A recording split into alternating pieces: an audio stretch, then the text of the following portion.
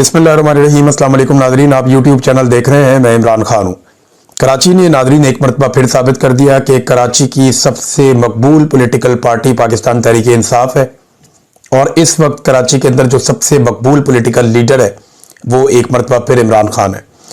कराची बड़े लंबे अरसे से इमरान खान साहब के साथ वफा निभा रहा है। मिनी पाकिस्तान है और यहाँ पे जो फैसला होता है वो लगभग पाकिस्तान में भी वैसे ही होता है। पाकिस्तान के हर कोने से लोग कराची के अंदर रहते हैं और कराची का फैसला लगभग पाकिस्तान का फैसला होता है। पाकिस्तान तहरीक इंसाफ को कराची ने कभी मायूस नहीं किया।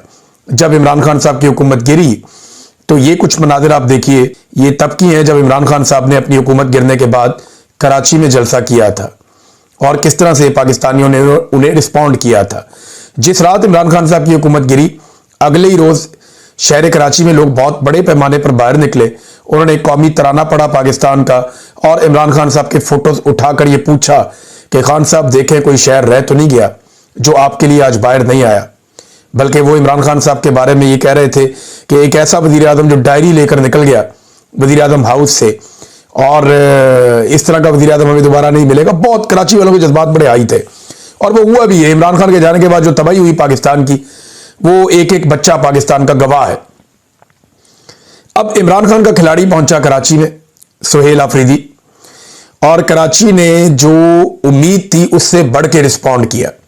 एयरपोर्ट के ऊपर जिस तरह का इस्तकबाल मिला, जैसा कराची के मुख्तलिफ इलाकों में इस्तकबाल मिल रहा है, जिस बड़े पैमाने पर लोग जिधर जाते हैं सुहेल अफरीदी वहां पे हजारों लोग इकट्ठे हो जाते हैं, तो स्ट्रीट मूवमेंट का जो एक मोमेंटम कराची को बनाना था वो अब बनना शुरू हो गया है। तो ये एक बड़ा पॉजिटिव जेस्चर है अब तक पाकिस्तान पीपल्स पार्टी का।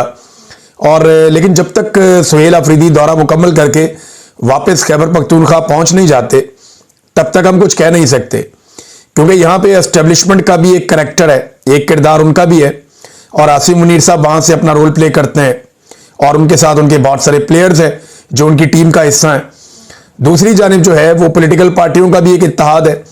अब देखना यह है कि जरदारी साहब को किस तरफ लेकर जाते हैं। अगले 3 दिन मजीद पाकिस्तान पीपल्स पार्टी का इम्तिहान है। तो सुहेल अफरीदी को कराची ने जबरदस्त तरीके से रिस्पॉन्ड किया है, खासतौर पे जिन इलाकों में वो गए, जिन लोगों से वो मिले, कुछ वो पश्तून एरियाज में गए, कुछ वो महाजर एरियाज में गए, लियारी के करीब वो गए, लियारी में वो नहीं पहुंच पाए, लियारी के अंदर नहीं गए। घांची पाड़ा का जो इलाका है वहां पे उन्होंने अपनी कंपेन को खत्म किया गुज़िश्ता रात के लिए, और घांची पाड़ा पे जिस तरह लोग खड़े हुए थे ऐसा लगता था पूरा वो एरिया ही उमड़ के बाहर आ गया। और लियारी में बहुत बड़ी तादाद में नौजवान इंतजार कर रहे थे सुहेल अफरीदी का, लेकिन फिर वहां से कुछ इतलात की बिना पे जो पाकिस्तान तहरीक इंसाफ की क़यादत है कराची में, उन्होंने कहा जी यहां से हम अपनी कंपेन खत्म करके अभी वापस जाएंगे। लोग इंतजार करते रहे, लियारी के लोग, जो खास लियारी है। अब या तो सुहेल अफरीदी साहब वापस लियारी जाएंगे या फिर लियारी के लोगों को एक मौका है कि वो मज़ार कायद वाला जो जलसा है पाकिस्तान तहरीक इंसाफ का एतवार वाले दिन का, वो उसमें शमूलियत इख्तियार कर सकते हैं। तो एतवार को जो पाकिस्तान तहरीक इंसाफ का जलसा है उससे उम्मीदें वाबस्ता कर ली है पाकिस्तान तहरीक इंसाफ ने कि इमरान खान साहब जिस दिन से जेल गए हैं उस दिन के बाद से लेकर अब तक खैबर पख्तूनख्वा की हुकूमत बनने के अलावा खैबर पख्तूनख्वा की टेरिटरी से बाहर पहली मरतबा पाकिस्तान तहरीक इंसाफ को एक मौका मिला है कि वो एक भरपूर जलसा करके पूरी दुनिया में ये साबित कर दे। यानी ये जलसा बहुत इंपॉर्टेंट होगा। ये ना सिर्फ पाकिस्तान के अंदर बल्कि पाकिस्तान से बाहर भी दुनिया के तमाम ममालिक में जो जो मुबस्सरीन, जो जो लोग देख रहे हैं, ओवरसीज पाकिस्तानी हो या गैर मुल्की हों जो पाकिस्तान के ऊपर नजर रखकर बैठे हैं, या गैर मुल्की ताकतें, ये उन सबको एक पैगाम देने का जलसा हो सकता है जिसमें अगर पाकिस्तानी बड़ी तादाद में निकल कर आ जाते हैं और कराची की सड़कों को हर तरफ से भर देते हैं और कराची के लोग अपना फैसला सुना देते हैं कि वो इमरान खान के साथ पूरी ताकत से खड़े हैं, तो ये जलसा पूरी दुनिया को एक पैगाम दे देगा। ये पैगाम डोनाल्ड ट्रंप से लेकर जो पाकिस्तान के आसपास के ममालिक है वहां तक पहुंच जाएगा और सबको ये पता चल जाएगा, मोहम्मद बिन सलमान को पता चल जाएगा, गल्फ ममालिक में सबको पता चल जाएगा कि इमरान खान की मकबूलियत क्या है और लोग आज भी पाकिस्तान के इमरान खान के साथ खड़े हैं। ये जो हुक्मरानों ने जाके बाहर मुल्कों के अंदर प्रोपेगेंडा किया, ये पूरी दुनिया को जाकर क्या बताते हैं? ये बताते हैं जी इमरान खान के साथ कोई नहीं है, अदालतें उसको सजा दे रही हैं, पाकिस्तान के इलेक्शन में वो हार गया है। और जो इंफॉर्मेशन ये लोगों को देते हैं लोग उसे मान भी लेते हैं। पाकिस्तान तहरीके इंसाफ से ताल्लुक रखने वाले या जो ओवरसीज पाकिस्तानी है, ये तो उनका शुक्र अदा करना चाहिए पाकिस्तानियों को कि उन्होंने पूरी दुनिया को बताने की कोशिश की कि नहीं, ये झूठ बोल रहे हैं, हकायक इसके मुनाफी है। लेकिन देखें, ये साबित करना पड़ता है ग्राउंड पे, और ग्राउंड पे साबित करने का मौका एतवार के दिन है। पाकिस्तान तहरीके इंसाफ का बड़ा इम्तिहान है। पूरी पाकिस्तान तहरीके इंसाफ को और पाकिस्तानियों को इस फस्तायत के खिलाफ जोर लगाना चाहिए और वो ये साबित करें कि वो इस जालिम रजीम के खिलाफ है, वो पाकिस्तान में फौजी अदालतों के खिलाफ है, वो पाकिस्तान में जबरी गुमशुदगियों के खिलाफ है, वो पाकिस्तान में रजीम चेंज ऑपरेशन के खिलाफ है, वो पाकिस्तान में उस फस्तायत, जुल्म और जबर के और इंसानी हकूक की पामालियों के खिलाफ है जो पाकिस्तान की मिलिट्री एस्टेब्लिशमेंट कर रही है, और वो फौज की सियासत में मुदाखलत के खिलाफ है। पाकिस्तानियों को निकल कर यह फैसला सुनाना पड़ेगा कि वो आज़ादी इजहार राय के साथ हैं। पाकिस्तानियों को यह ऐलान करना पड़ेगा कि वो जमहूरियत के साथ हैं। पाकिस्तानियों को बताना पड़ेगा कि वो अपने मैंडेट का एहतराम चाहते हैं। तो पाकिस्तानी ये मौका ज़ाया ना करें। कराची के शहरियों के ऊपर पूरे पाकिस्तान की जिम्मेदारी पड़ गई है और कराची के शहरियों को यह जिम्मेदारी उठानी होगी। अब देखना यह है कि सिंध हुकूमत जो है वो इसी तरह जिम्मेदारी का सबूत देती है या किसी मौके पर उनकी नीयत बदल जाती है या कोई बदनीयती आ जाती है, क्योंकि एस्टेब्लिशमेंट का हिसाब किताब भी साथ साथ चल रहा है कि ये हो क्या रहा है। नाज़रीन, मकबूलियत का मैं आपको एक और भी तरीकाकार बता देता हूं यहां पे जांचने का। लेकिन ऑपरेशन पर सुहेल आफरीदी ने एक सवाल के जवाब में कहा कराची में कि ऑपरेशन पर मैं बार बार अपना मौक़िफ़ दे चुका हूं, बता चुका हूं बार बार, लेकिन इसके बावजूद भी अगर ऑपरेशन होता है तो यह खुली बदमाशी है। सुहेल आफरीदी ने बातचीत करते हुए कहा कि खैबर पख्तूनख्वा में ऑपरेशन का मकसद तहरीके इंसाफ को खत्म करना है। हम सिर्फ टीटीपी नहीं बल्कि तमाम दहशतगर्द तंजीमों की मुखालफत करते हैं। एक तरफ हुकूमत यह प्रोपेगेंडा कर रही है कि पाकिस्तान तहरीके इंसाफ के ऊपर यह इल्ज़ाम लगाया जाता है कि यह टीटीपी का सियासी विंग है।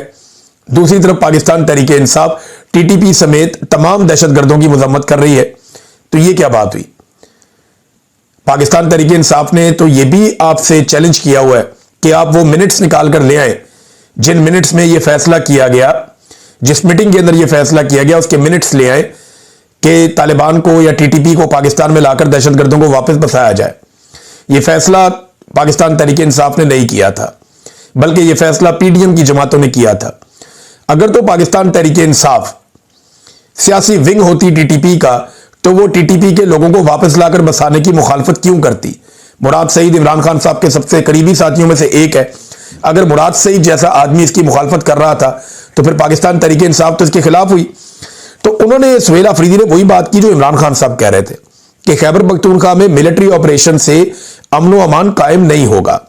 खैबर पख्तूनख्वा में ऑपरेशन का मकसद इमरान खान और पीटीआई को खत्म करना है। फिर इन्होंने जनाब ये बताया कि अब वो मुख्तलिफ जगहों पे जाएंगे और अपना अगला प्लान भी बताया सहाफियों से बातचीत करते हुए। और उन्होंने कहा कि अगर वज़ीर आज़म मुझे खैबर पख्तूनख्वा में दहशतगर्दी के खात्मे के लिए बातचीत पर बुलाएंगे तो मैं लाजमी जाऊंगा।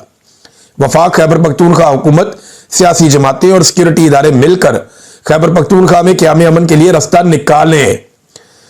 और साथ ही उन्होंने कहा किसी भी किस्म के मुज़ाकरात का इख्तियार इमरान खान साहब ने महमूद अचकज़ई साहब को और अल्लामा राजा नासिर अब्बास साहब वगैरह को दिया हुआ है। अब नाज़रीन जरा आप मकबूलियत का तमाशा देखें। ये एक ट्वीट है सईद गनी साहब का। सईद गनी साहब ने जिस वक्त ये ट्वीट किया, अब जिस वक्त मेरे पास ये स्क्रीनशॉट हुआ है, उस वक्त तक 2000 लोगों ने इसको रीट्वीट किया था और 10,000 से ज्यादा लोग उनके इस ट्वीट को लाइक कर चुके हैं चंद घंटों में। इस ट्वीट के अंदर क्या है? सईद गनी सुहेल आफरीदी को अजरक और टोपी पहना रहे हैं। यानी इसको जो रीपोस्ट किया वो 1000 से ज्यादा लोगों ने किया, 1200-1300 लोगों ने रीपोस्ट किया। इसको 1.5 लाख से ज्यादा लोग देख चुके थे, अब तो 2 लाख से ऊपर हो गए। और 10,000 से ज्यादा लोगों ने इसको लाइक किया। तो ये कितनी ज्यादा मकबूल हुई उनका ट्वीट। लेकिन यही सईद गनी है, इनके जो पिछले ट्वीट्स हैं वो आप देख लें। इससे पीछे वाला जो इनका ट्वीट है जो 30 नवंबर का है, उसके 89 रीट्वीट्स हैं। यानी यहां 10,000 से ज्यादा लोगों ने उसको लाइक किया है। 10,000 से ज्यादा, अब तो लगभग 15,000 के करीब होने वाले होंगे। और दूसरी जानिब जो पुराना वाला, एक में 199, एक में 207, एक में 214, एक में 134 ये लाइक्स हैं। अब अंदाजा करें कि जब सईद गनी साहब पाकिस्तान तहरीक इंसाफ के साथ खड़े होते हैं या उन्हें अजरक पहनाते हैं तो सईद गनी साहब को कितनी पजीराई मिलती है। ये वो रियलिटी है जिससे पाकिस्तान की पॉलिटिकल पार्टीज और पाकिस्तान की एस्टेब्लिशमेंट भागना चाहती है, लेकिन ये भाग नहीं सकेंगे। ये हकीकत बार बार आकर इनके सामने खड़ी हो जाएगी। नाज़रीन, कराची में फौजी ट्रक गुजर रहा था और पाकिस्तान तहरीक इंसाफ के लोग निकले हुए थे, नारे लगा रहे थे।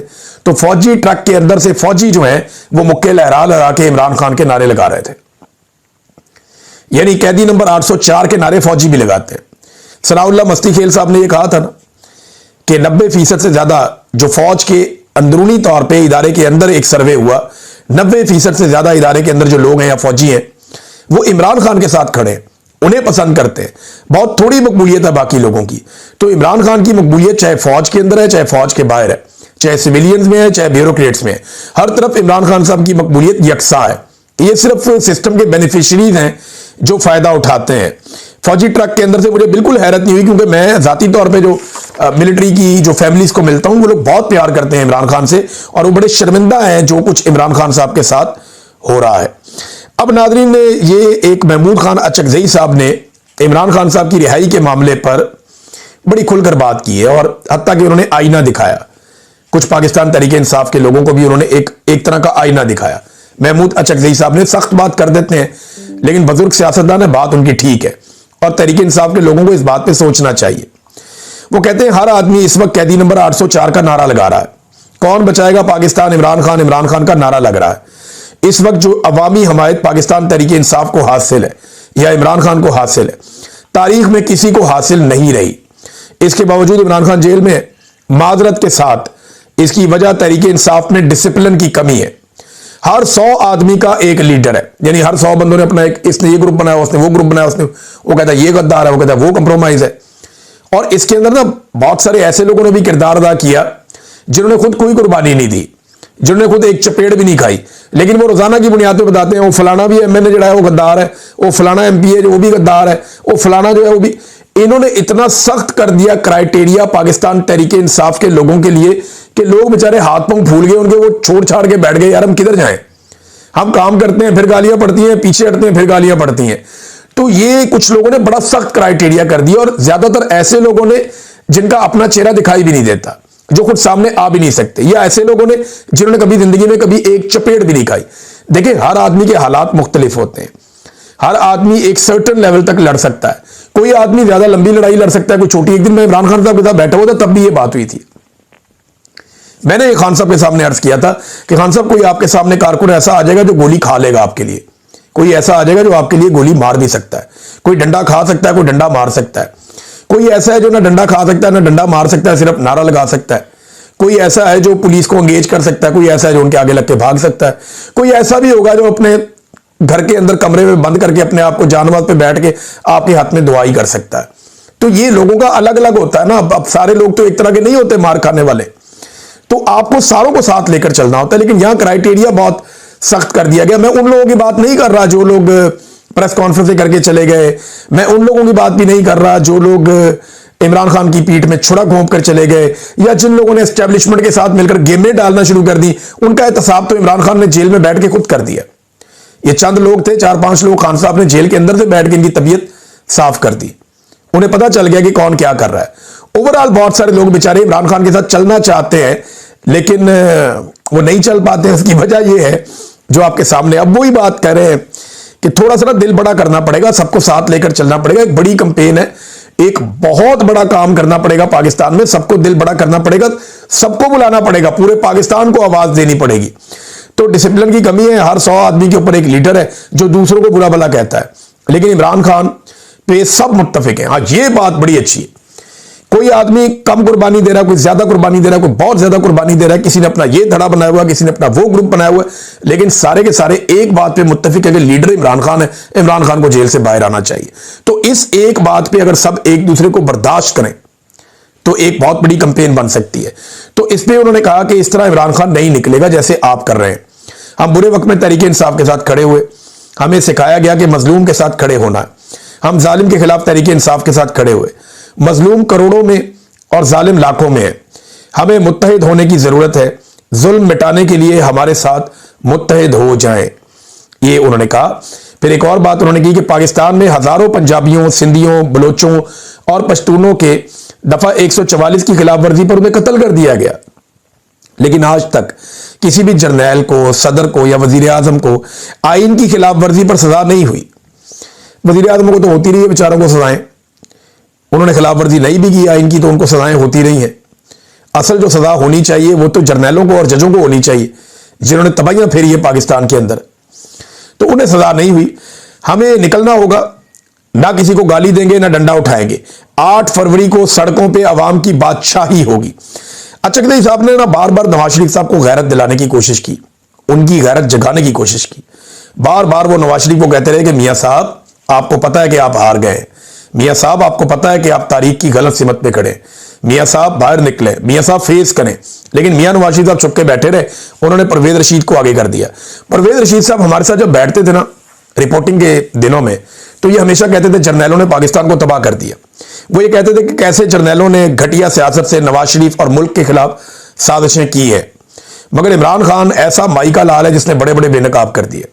इमरान खान ने बड़े खूनी लिबरल्स बेनकाब कर दिए, रातब खोर मौलवी मुल्ला जो है वो बेनकाब कर दिए, सरकारी मुल्ला बोगस से भरे हुए दानिश्वर बेनकाब कर दिए। पाकिस्तान का मीडिया, अदलिया और तकरीबन तमाम इदारे, उनके अंदर बैठे हुए घुसपैठिए इमरान खान साहब ने बेनकाब कर दिए। और सबसे बड़ा निकाब इमरान खान साहब ने, जो जाली इनकलाबी थे ना परवेज रशीद साहब जैसे, इनके मुंह से इन्होंने उतारा। ये लंबे अरसे तक सिविलियन सुपरमेसी के अलमबरदार बने रहे और अब ये कह रहे हैं हिजब इख्तिलाफ के मोहतरम कायदीन की जमहूरियत के नाम पर नून लीग के कायद को सदाएं कारगर होती अगर वो फस्तायत के वकील बनकर लाहौर ना आते। लाहौर के जमहूरी मिजाज ने उनके फस्ताई रवैयों को भुगता भी और निपटाया भी है। ये हमें आवाज़े देने की बजाय जिन्ना हाउस जाएं और कायदे आजम से माफी मांगे। परवेज रशीद साहब, आपको जब तक फौज ने नहीं बताया, आप दिल पर हाथ रख के बताया, आपको पता था ये जिन्ना हाउस है। पाकिस्तान तहरीके इंसाफ के लोग एहतजाज करने के लिए कोर कमांडर हाउस गए थे, जिन्ना हाउस नहीं गए थे। उन्हें नहीं पता था कि ये जिन्ना हाउस है। क्या कराची के अंदर लोग मज़ारे कायद के ऊपर गए थे एहतजाज करने के लिए? जहां पे भी लोग गए वो वहां गए कि यार एस्टेब्लिशमेंट का दफ्तर है, तक लोग एहतजाज करो।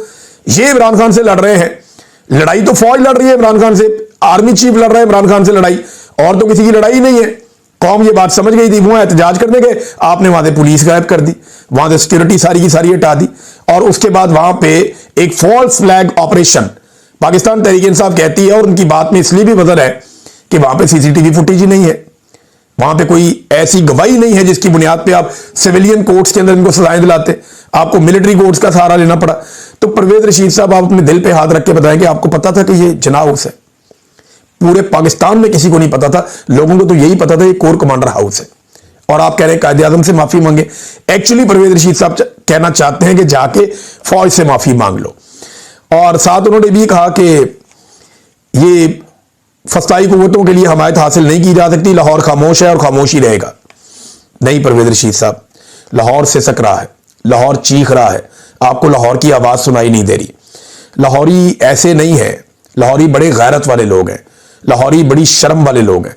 लाहौरियों को आपने दबा कर रखा हुआ है, लाहौर पे आपने कब्जा किया हुआ है। लाहौर की फितरत ऐसी नहीं है। लाहौर ने कायदे आजम को वेलकम किया, लाहौर ने फातिमा जिन्ना को वेलकम किया, लाहौर ने बेनज़ीर को वेलकम किया, लाहौर ने नवाज शरीफ को वेलकम किया जब भी उसने कभी इनकलाब का नारा लगाया, और आज लाहौर इमरान खान को वेलकम कर रहा है। जिस दिन लाहौरियों ने झटका लगाया ना और छुटकारा हासिल किया और ये जंजीरें तोड़ दी, उस दिन आप लोगों को कहीं छुपने की जगह भी नहीं मिलेगी, ये गारंटी आप मेरे से ले लें। अब नाज़रीन, एक और खबर है, ये खबर आई है जनाब पंजाब के हवाले से। खबर यह है कि जिस हुकूमत ने 10 अरब रुपए की बेची है पीआईए, यानी पीआईए को कितने में बेचा? 10 अरब रुपए का, और छलांगे मारी जनाब, बड़ी कामयाबी हासिल कर ली, ऊंची उड़ान, फलानी डिमकानी उड़ान। यार 10 अरब रुपए में आपने इतनी बड़ी एयरलाइन बेच दी, एक पीनट के अंदर, मूंगफली के एक दाने के एवज आपने इतनी बड़ी एयरलाइन बेच दी। एक तैयारा 10 अरब का नहीं है, इतने तो तैयारे नहीं आते जितनी आपने पूरी एयरलाइन उठा के बेच दी आपने। एक इस्लामाबाद में कमर्शियल बड़ा प्लॉट आप ले लेना तो 10 अरब रुपए में वो आपको नहीं मिलता, आपने पूरी की पूरी एक इंटरनेशनल एयरलाइन उठा के बेच दी, पाकिस्तान एयरलाइन 10 अरब रुपए की इन्होंने बेची। अब जिस हुकूमत ने ये बेची उसका कारनामा चेक करें आप। आफ्ताब शेरपाव साहब ने भी इसका गिला किया, और बहुत सारे लोग इसके ऊपर शिकवा कर रहे हैं। कारनामा इनका यह है कि वफाक ने, यानी वफाकी हुकूमत शहबाज शरीफ ने, पंजाब हुकूमत के 465 अरब रुपए का एक मंसूबा है कि लाहौर से भावलनगर तक एक सड़क बनानी है। वो उन्होंने जिम्मेदारी अपने सर ले ली कि हम बना देते हैं आपको। यानी पंजाब ने पैसा देना था 50% ये कर दो, वो नहीं, कुछ नहीं, उन्होंने कहा जी हम बना कर देते हैं आपको। और ये जनाब जो IMF के साथ भी इन्होंने खिलाफ वर्जी कर दी, जो मुआहदा था, और फिस्कल पैकेट की भी इन्होंने खिलाफ वर्जी कर दी है, नेशनल फिस्कल पैकेट, इसकी भी इन्होंने खिलाफ वर्जी कर दी है, और कोई फंडिंग का बंदोबस्त भी नहीं किया गया। यानी वफाक पैसे देगा, पंजाब के अंदर एक सड़क बनेगी। अब मेरा सवाल यह है कि खैबर पख्तूनख्वा का कसूर क्या है? खैबर पख्तूनख्वा के लोग आपसे 4000 अरब अपना जाती मांग रहे हैं। वो किस मद में मांग रहे हैं? देखें, एक तो खैबर पख्तूनख्वा को आपने पैसा देना है, उनकी पन बिजली का जो खालिस उनका मुनाफा है वो देना है। दूसरा, उनके बकाया जात हैं वो भी आप नहीं दे रहे उन्हें। तीसरा, जो उनके फाटा के पैसे आपने देने हैं वो भी आप उनको नहीं दे रहे।